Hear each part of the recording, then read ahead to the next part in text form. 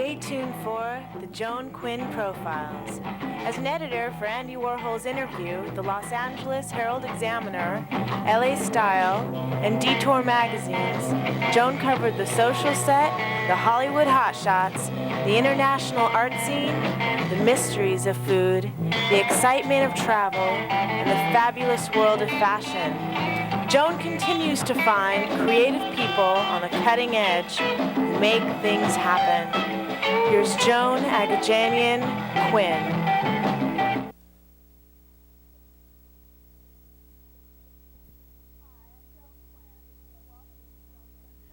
Hi, I'm Joan Quinn, and welcome to the Joan Quinn Profiles.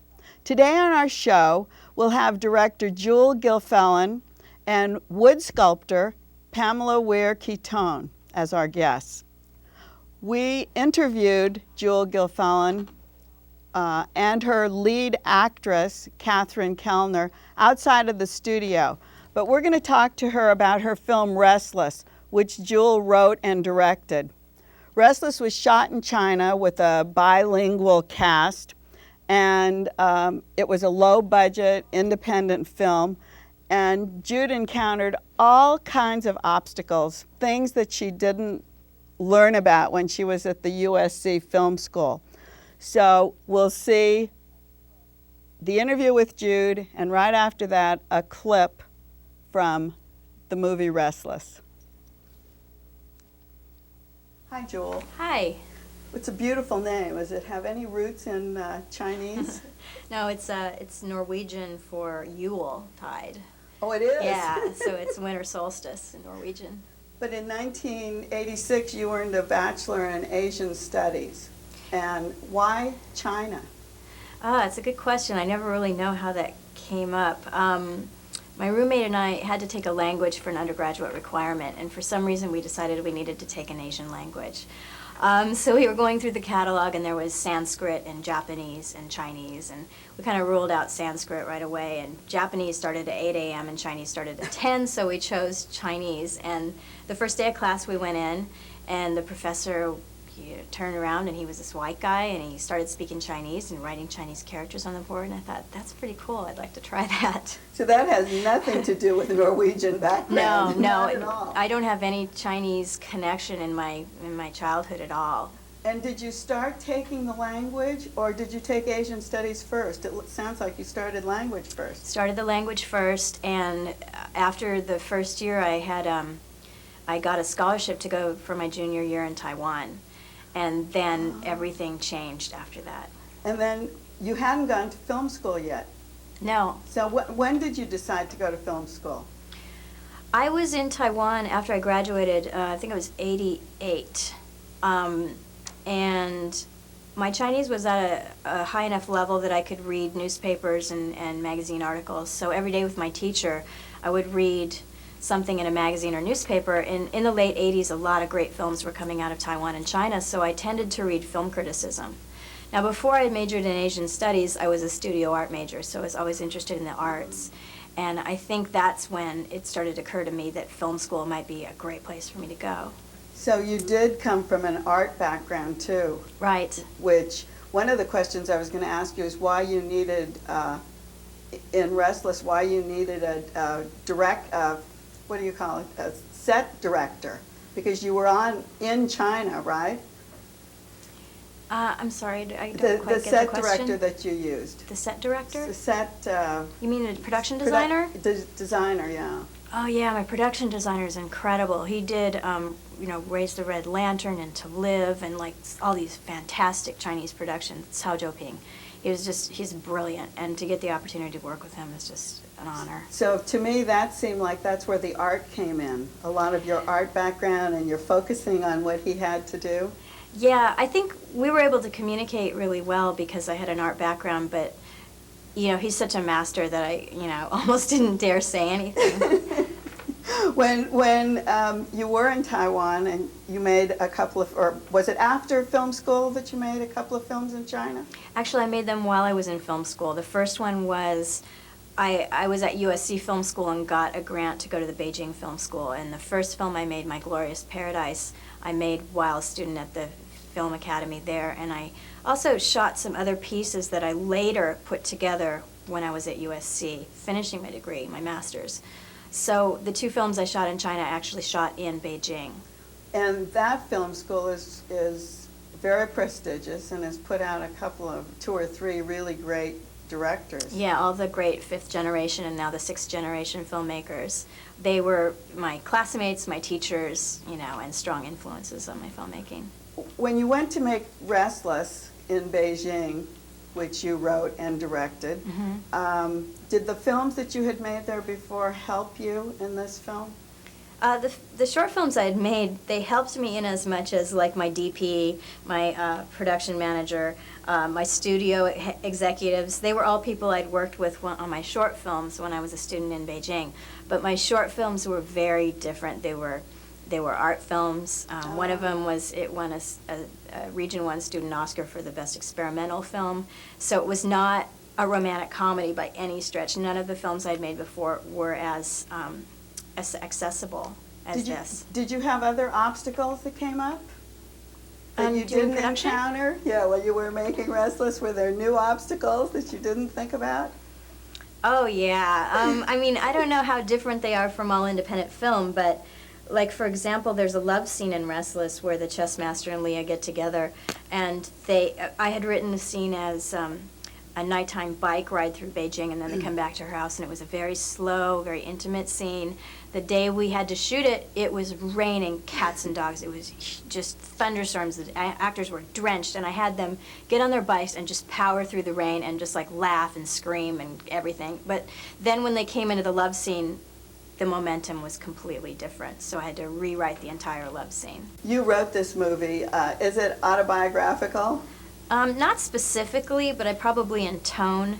Having been a foreign student in China, I felt a lot of the things that the character felt, but none of the specific things that she went through in terms of the plot ever happened to me. You weren't a brat. I thought she was very bratty. Actually, no, I was a little more intimidated than she. Well, she was pretty strong. Yeah. She was a very strong character. But the great part of it is how she came all back to family, which in a way was very Chinese as well, wasn't it? Wow, I hadn't looked at it that way. That's a very legitimate way to look at it. Thank you so much. Thank you.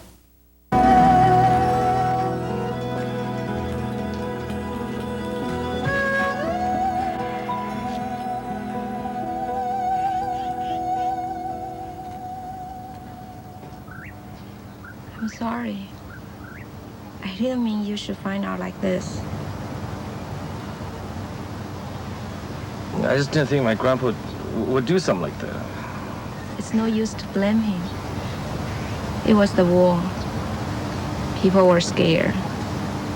When people get scared, they do things they are sorry about. I don't know why I brought it up. I never thought about these things before you came here. We're lucky, you know. Our lives are peaceful. It seems we should be able to build on that.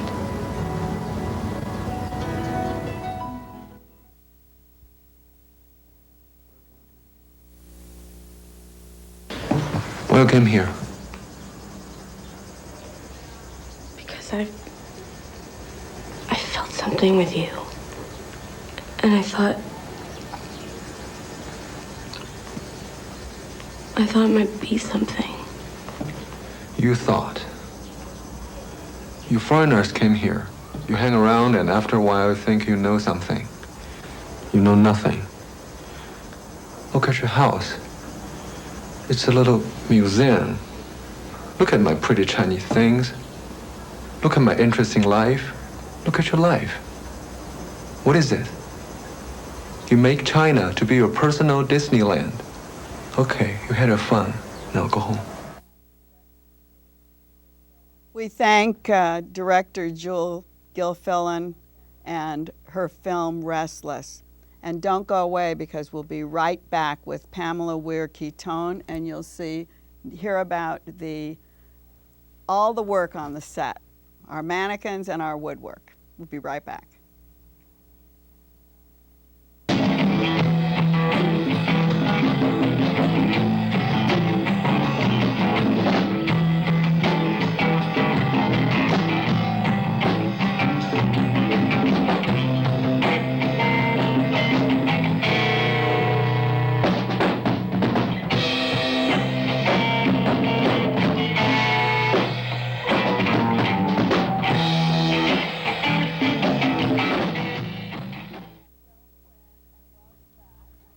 Hi, I'm Joan Quinn, and welcome back. I'm here with wood sculptor Pamela Weir-Quiton, who was born in Indiana but traveled the states in a military family. She graduated with a Bachelor of Arts in Wood Design from Cal State Northridge. And why Northridge? My parents retired in the San Fernando Valley, bought a house in a new tract that was just, you know, the outskirts of LA at that point, and said, we can't send you to Parsons in New York, you've got to go to the school closest to home. So you wanted to do artwork. I wanted to do fashion. Oh, you wanted to do fashion, so you went to I wanted to be a clothing designer. And went to Cal State Northridge, and they said, what do you want to major in? And I said, well, I guess art or English. And they had crafts, they had graphic design and fine arts. And I ended up in the crafts department, which was ceramics. Oh, I see. And wood design. And then wood design. I see. Because I was wondering, how do you learn wood design and how do you major in wood design? But it's a whole program. It was a whole program at that time. And what was fabulous was that I had had this history of sewing since I was 11 with the Singer sewing machine. And you have to keep your fingers away from that blade, you know, from the needle. So you knew what to do with your... So I knew about safety and, you know, sewing fast and keeping your hands out of the way. Were you the only woman in wood shop? I was one of the first. I was... Because I mean, I don't remember any women taking wood shop. No. Women would take it for a couple semesters, and after they turned their set of salad bowls, they would leave the program, and the guys would build stereos. So third semester, when they were building their stereos, I built a 6-foot-tall wooden doll with drawers. Oh, is that what? So actually we're making furniture. Making furniture. Functional furniture. Functional sculptural furniture is what I was doing. But you still had an eye for fashion. You wanted to be in fashion, I think. Mannequins come out of fashion, right? Your fashion. And you were a guest editor at Mademoiselle.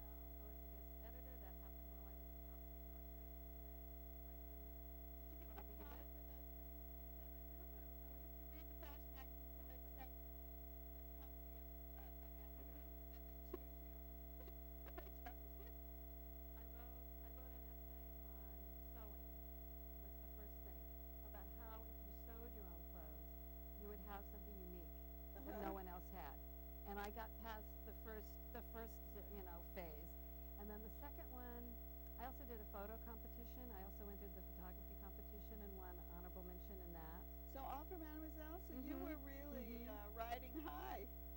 It was incredible. That's fabulous. Did you go back to New York? I did, and it was the first thing that really gave me confidence in myself, because people around me were saying, oh, it's not going to happen. My family was saying, what are you doing that for? But you're so young, too, at that point. I was a sophomore. Yeah, you're young, and you think that if it's on the up and up, it's going to happen. Now we're into all these reality kind of things, and you were alone. I wish we had filmed this thing. Yeah. It would have been fabulous. So then you actually had a design career. You designed clothes after that? Well, after my stint at Mademoiselle, I worked in PR for Lee Cass, who Bullock's then was a Mademoiselle tie-in store. Oh, Lee Hogan Cass. Lee Hogan Cass became my godmother, and I went to work for her at Bullock's Valley, Sherman Oaks, and that's where I ultimately met Gregory, my husband, because he was the illustrator at the time. Oh, I see. So the Mademoiselle thing got me into fashion. How great. And then one of the models that was working at Bullock's was a showroom model for Denise Designs, and she was in Hermosa Beach. Denise Lons from the Lons family. And she called me up and said, do you want a job designing clothes? Like the day after I graduated from college. Is that right? So off I went to Hermosa Beach. I didn't know that. I knew there was the family, the Lance family, but I didn't realize there was a daughter who was actually designing those things. She was the wife, actually. Oh, she was the wife. She was the wife. Oh. And they had sold Lons and had started up this little cotton line for... Oh, so she had a different name. Denise Designs. Denise Designs. I see. And at that time, I I did this dress that was on the cover of 17 magazine.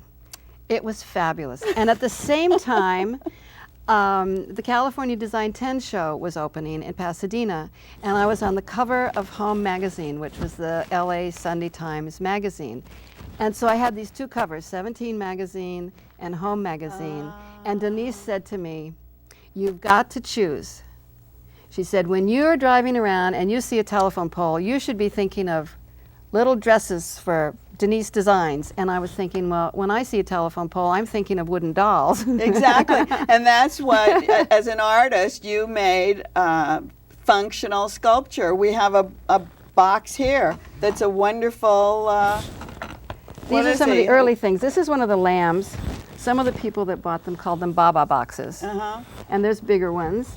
And it was fun pulling the things to bring here today, because what's usually in this one is all of my father's flight books from his helicopter trips. And in one of the elephants, I found a lot of old journals. So you actually use these. I mean, when we say functional work, they're decorative, and they're art pieces, but they're to house your collections of things you love, and to be like the custodian of something that is, you know, right, to keep forever. Right, not scrap, right. Not scrap. But your big break came from this Pasadena thing. Well, that was another thing. Just like the Mademoiselle, that got me into architects. Yes, because then you started getting commissions. You were getting commissions at Bergdorf's. Right. What would you do? I'm going to go through. There was Bergdorf's, Neiman Marcus, shopping centers, shops. But what did you do, say, for Bergdorf's? Well, Bergdorf's was actually at the end of the architectural thing. I did the man icons for Bergdorf's. Oh, you did? I started out doing the shoe department for Orbach when it was here, the children's shoes. What would you do? Well, they said, "Can you do animals?" And I said, "Oh, sure." And at that point, I hadn't done any, but I said, "Oh, sure." And so I did these relief animals. There was a lamb, there was an elephant. It's like that's where my first little group of... And then they put the shoes on them? They put them on the wall. They were on the wall, so kids would be sitting on the chairs trying on their shoes, and people loved them. They were just art then? Just it wasn't anything to display the shoe on? I see. Because the icons, the mannequins, are actually for display purposes. These pieces that we have, these are goddess. These part of... No, these are some pieces. They are very similar. The little striped goddess and Venus dolls are like the tall 6-foot dolls with the drawers. Oh, I see. They have the repeats like that. But I wanted to do, instead of straight up and down, I wanted to try the coming in at the waist and some hips. So these were some mock-ups for some bigger pieces I did. So, say Neiman Marcus.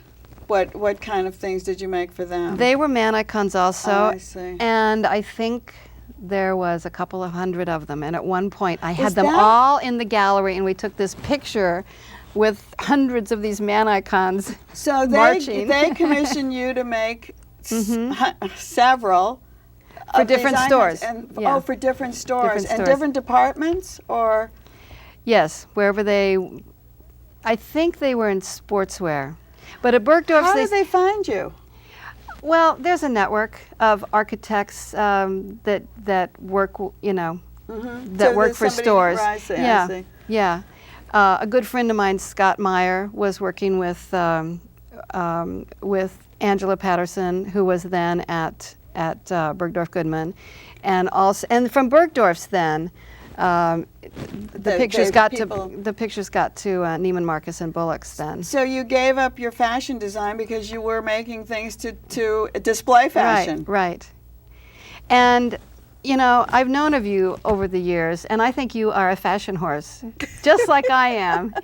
And this is what they're for, really, is for people who collect things, ethnic things, fashion, who want to. I like to put things together to see what goes. Can you open this? This is a Donna Karan kimono. It looks fabulous from the back. A silver cross from Santa Fe with old coral beads. But this is a very straight structure. and anything hangs on it. It could be male or female, Exactly. I imagine. And Neiman Marcus used these for men too, some of them. This one, of course, is... This is a Miyake skirt from 15 years ago that I love. and it also is just on the same... It has a woman's head, though, this one. Well, No? they're kind of unisex heads. Are they? I They're love just the geometric head. shapes. Yeah. So I love dressing these, putting things together, accessorizing pieces. They come on and off. They have long arms. They come apart. They have dowels that go through them, so where you can put them together all sorts of ways. And some people display jewelry all over them. One of the things that when you have a dress like this, you have a issei or you have a beautiful kimono, or I had a lot of Zandra Rhodes clothes. I used to just put them on a hanger and hang them in the room, any place in my bedroom, because they're like pieces of art. Well, they are. And when you're wearing it, everybody else gets to enjoy it. But when do you get to enjoy it? You put it in your closet, you can't see it. So I think they're beautiful. So like this is that. what you do when you get something new, or you bring out some old pieces and put them together. And I'm thinking that I would like to do some drawings or some paintings. I was going to ask you, like, do you paint or draw? Because you're so good with your hands. I don't paint. I draw the pieces before. Usually I see something before I do it. So I have to pay attention, and when I see it, I have to immediately draw it So that I catch it. Yeah. Well, Yeah. one of the other interesting things, besides everything you've done, you've turned into a filmmaker. Amazingly. And I have this Carlos Castaneda. Mid-90s, you started studying his work. He came out from seclusion, and these are some rare photographs of him. But why did you start studying his writings? Well, over the years, he was my favorite author, and I liked a lot of what he was teaching. And most people that came upon him, it happened in some crazy kind of way where you just stumbled upon him, and that's what happened to me. I was in a bookstore and I saw that they were going to be doing some Carlos Castaneda workshops there. But what was he writing about? He was writing about studying with Don Juan, with this sorcerer in Mexico, and about an alternate way of being in the world, which as an artist appealed to me. It was not so much with the social structure, but really trying to just start fresh and see what you could do. But he started writing way before the 90s when you made him. Absolutely. Wasn't he? And Absolutely. Was he traveling around? He spent time in San Francisco. San Francisco and Mexico and Los Angeles was his base. Did he die a young man? Was he young? He died, we think, in his 70s. So he was pretty young. Yeah. And then how did you start researching this? Well, I had someone who was working with me, and I had met him at the classes. His name is Ralph Torgen, and he is the filmmaker, actually. I was his sidekick producer. Because when Carlos died, as with a lot of teachers who die, when they die, stuff comes out that you didn't know before. Right. And then there becomes two camps. And it was, how can we sort of find out what the truth is, or bring these together and see. So what did you do, interview people? We interviewed people from these classes and other authors that have... It took you 3 years to finish the film, and it's called Carlos Castaneda. Enigma of a Sorcerer.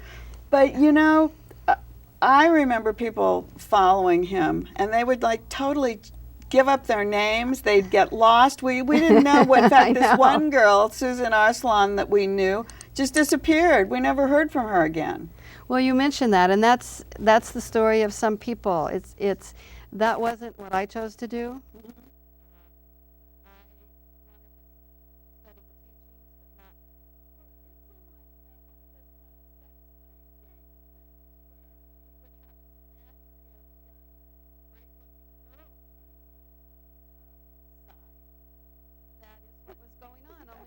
knew it at that time. You know, you talk about it, and we were talking about it a little bit, and I know you know much more about it, but I also heard that he was an absolute fraud. I mean, you studied those things, but he was a fraud, they say. Well, they do say he's a fraud, and see, there's two. Either Don Juan was real, and it was an anthropological study, yes. or Don Juan wasn't real, and Carlos Castaneda was a brilliant writer. To get all these people to believe this story, to land on the cover of Time magazine. He was on the cover? He was on the cover of Time magazine, but it was a drawing of him. It was not his picture. And when I say these are rare photographs, so we're the only ones these who are have rare this photographs of him. We're going to hold these here as we go. Is that right?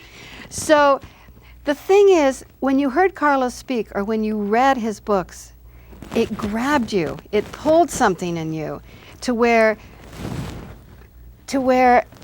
if it didn't make sense, it didn't matter because it was a bodily sensation. But so many of those kind of dynamic people can do that. That's true. We follow it and we believe it, and I think some good comes out of some of that.